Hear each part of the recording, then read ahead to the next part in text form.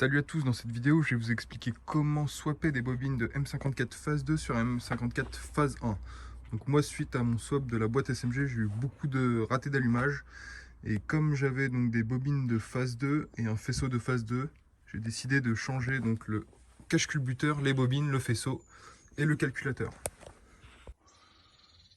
Donc pour faire le swap de bobines de phase 2, donc moi j'ai récupéré des bobines sur mon ancienne phase 2 que j'ai vendu depuis. Là j'ai 6 bougies donc iridium, le calculateur, le WS et la clé si vous voulez garder le WS sur le calculateur. J'ai également commandé un nouveau cache-culbuteur qui est différent sur les phases 2. Donc ça vient d'Amazon. Il est vendu avec le joint neuf. Et là on a donc le faisceau pour phase 2 qui est différent. Donc sur cette voiture, quand j'avais swappé la boîte SMGC de phase 2, donc la boîte 6 sur phase 1, j'ai dû changer tout le faisceau moteur, ainsi que les calculateurs. Donc j'ai dû changer calculateur de boîte, calculateur moteur est resté celui de la phase 1, parce qu'en fait il y a une carte différente en fonction des bobines, si on a des bobines de phase 1 ou de phase 2. Donc là j'ai le calculateur d'origine de la phase 1, avec un calculateur de boîte de la phase 2, et bobines de phase 1 qui ont été adaptées du coup sur le faisceau de phase 2. Donc moi voilà mon adaptation.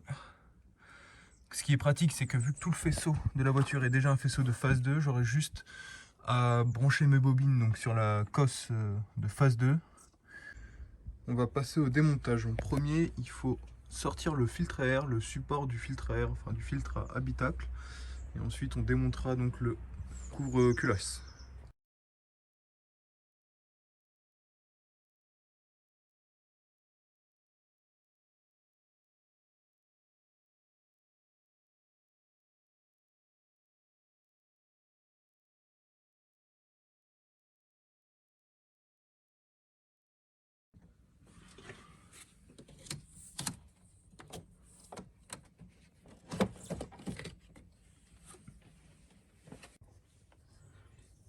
Avant tout, on va donc démonter les bobines. Donc, les bobines de phase 1, il faut soulever ça. Voilà, ensuite, on tire le petit câble. Ensuite, donc deux écrous de 10.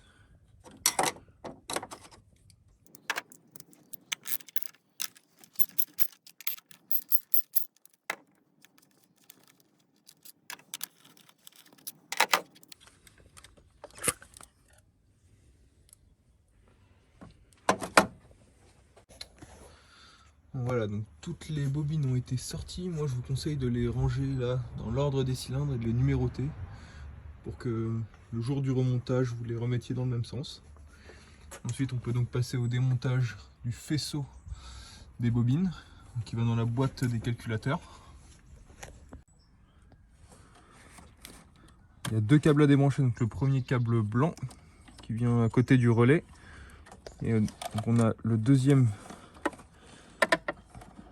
cosse qui va sur le calculateur moteur.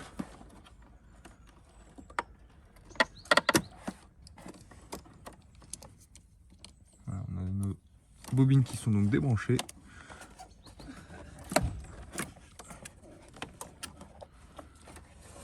Je vais enlever ça pour vous faciliter le démontage.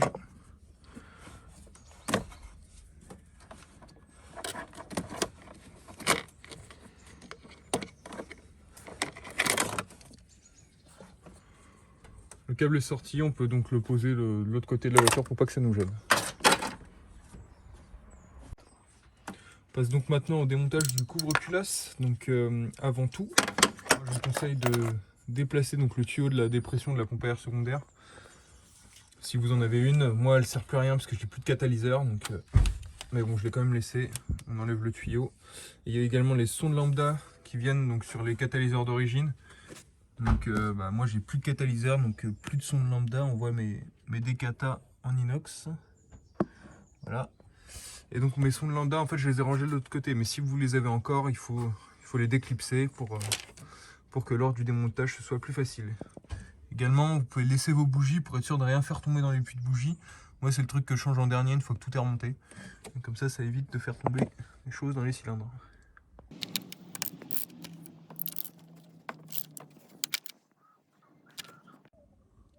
J'ai enlevé tous les écrous de 10 et donc il en reste 3. 1, 2, 3. Non, il en reste 4 au milieu. 4 au milieu, donc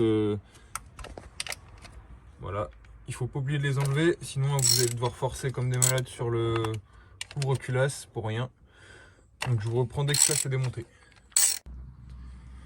J'ai enlevé les 4 vis qui tenaient donc le cache-culasse au niveau des bobines. Maintenant, donc faut forcer un petit peu. Moi je le chope par là, par le reniflard. Voilà, et on vient le décoller tranquillement. Faites gaffe à pas bousiller votre joint si vous comptez pas le changer. Enfin, dans ce cas-là, on le changera forcément puisque c'est pas le même joint du coup vu que les caches culbuteurs ne sont pas les mêmes. Donc je vous mettrai toutes les références en description, le joint pour phase 1, phase 2, le couvre-culasse pour phase 1, phase 2, ainsi que les bobines et les faisceaux. Voilà, donc là, on se dégage ça. Ok.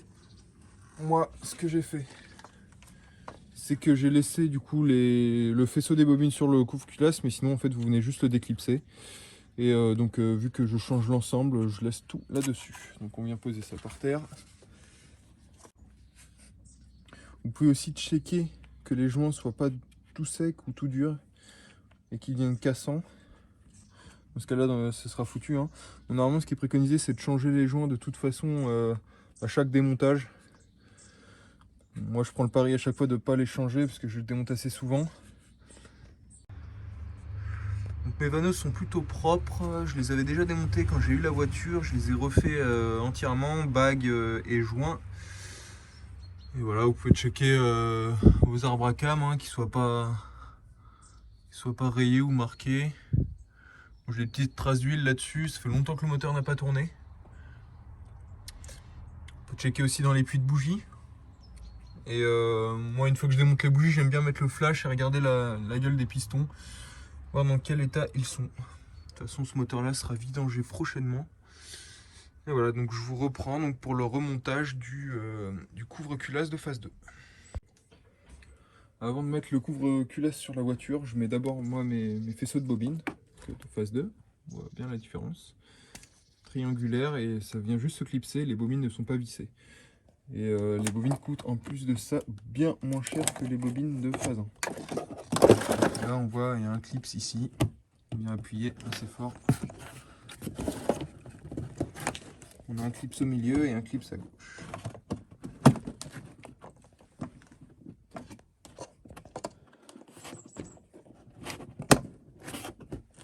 Ça fait bien clac.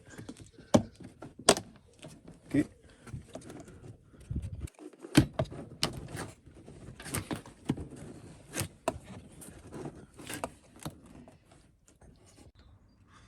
Ah, donc j'ai passé un petit coup de chiffon tout autour pour nettoyer un petit peu le plan de joint.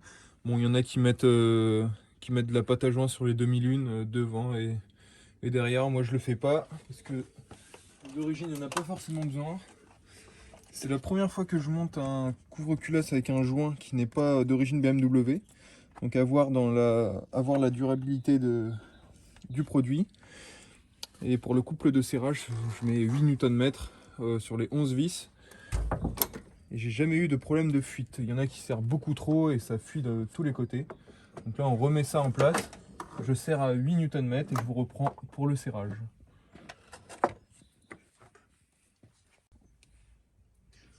Pour le serrage du cache-culasse, donc moi je prends ma clé dynamo et je mets 8 Nm. Voilà, on passe au serrage.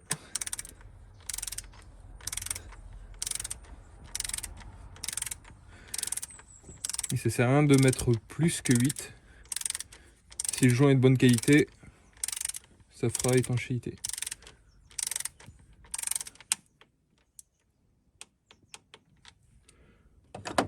Vous faites pareil pour toutes les vis.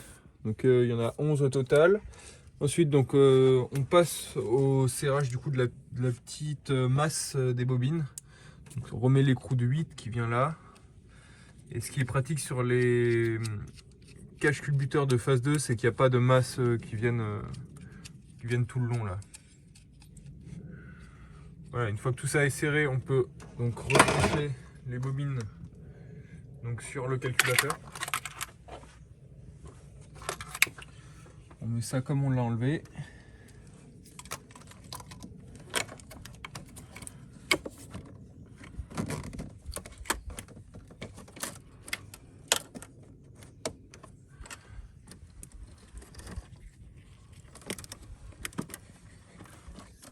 La cosse est la même sur le calculateur moteur. Voilà, la seule différence, ça va être sur... Donc là, je vais devoir enlever mon adaptation donc, que j'avais faite pour mes bobines. Et on revient directement se brancher donc, sur le faisceau donc, de phase 2. Puisque moi, j'ai mis un faisceau complet moteur de phase 2. Sinon, vous fabriquez un adaptateur comme ça, mais dans l'autre sens. Donc phase 1 vers phase 2. Pour brancher vos bobines. J'ai oublié de préciser, mais donc ceux qui ont un calculateur de phase 2, donc vous mettez votre calculateur en lieu et place avant de brancher donc la bobine. Donc moi c'est ce que je vais faire. Je vais pas filmer l'opération parce que c'est assez simple. Donc, il suffit de virer toutes les cosses, de sortir le calculateur, de switcher les calculateurs et c'est bon. Maintenant donc je vais passer au démontage donc, des bougies. Donc ça pareil, je vais pas filmer, on va démonter les bougies, on va les resserrer au couple. Donc moi le couple, je crois que ce qu'il y a marqué sur la boîte des bougies. Je vais mettre les bobines, remonter le cache et ensuite on va intervertir les EWS pour démarrer et voir si on a encore les ratés. Si on a encore des ratés d'allumage, je vais démonter les injecteurs. De toute façon j'avais prévu de le faire pour les nettoyer et les tester, donc je ferai une vidéo pour ça. Pour le montage de l'EWS, il faut démonter toute cette partie-là en plastique. Donc pour ça, il y a 3 vis, une vis en plastique et une petite goupille en plastique. Ensuite, vous tirez, là c'est emboîté au niveau du volant. Voilà. Ensuite, ça se déclipse.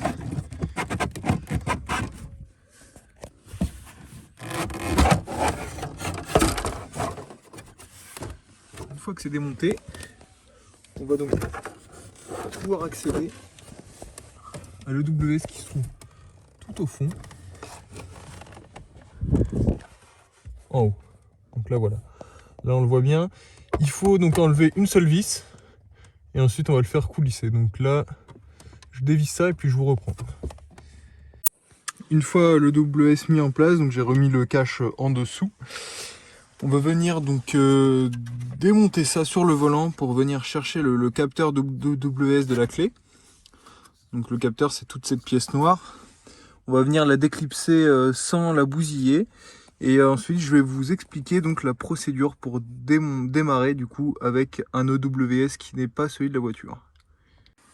Bon, j'ai enfin réussi à enlever ce truc de merde et c'est vraiment un enfer à démonter. Donc en fait il faut que vous passiez votre tournevis pour soulever ces petites encoches là. Donc là je vous le montre, comme ça vous voyez bien, il y en a 3.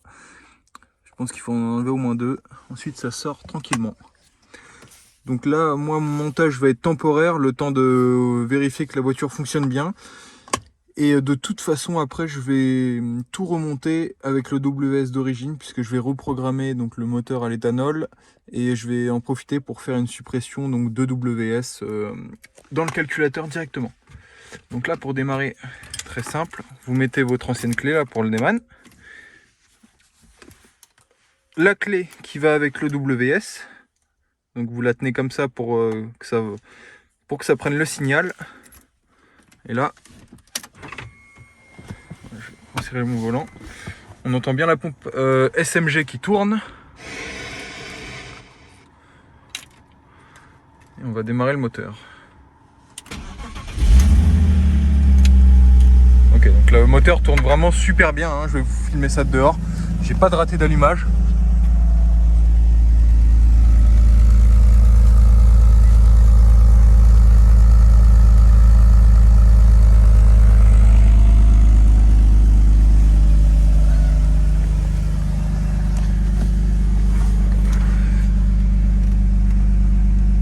Ça fait très longtemps que la voiture n'a pas tourné, je vais laisser un peu chauffer.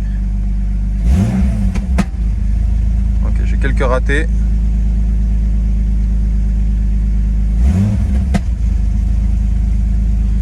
Donc de toute façon ce que je vais faire c'est que je vais démonter les injecteurs et faire une révision complète des injecteurs. Je vous ferai une vidéo également pour le test des injecteurs ainsi que leur nettoyage. Donc maintenant, essai routier du coup avec les nouvelles bobines en place.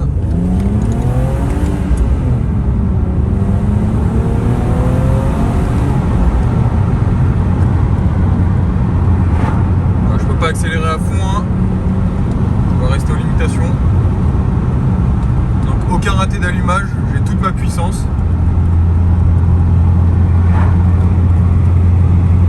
Voilà, et quand je rétrograde, du coup, il n'y a pas de... ça n'explose plus dans le pot.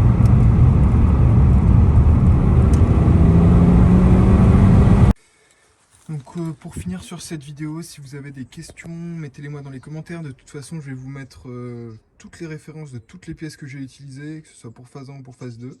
Et dans la prochaine vidéo, je ferai un test donc, où je démonte les injecteurs avec la rampe pour tester donc, mes injecteurs, leur débit et faire un nettoyage complet. Je vais également faire une vidéo sur le démontage du circuit de refroidissement. Parce que j'ai un problème de fuite, donc j'espère que c'est pas un joint de culasse, mais mon niveau baisse constamment. Et dans tous les cas, je vais vous faire une vidéo sur la prise de vérifier s'il y a une surpression là-dedans quand le moteur tourne.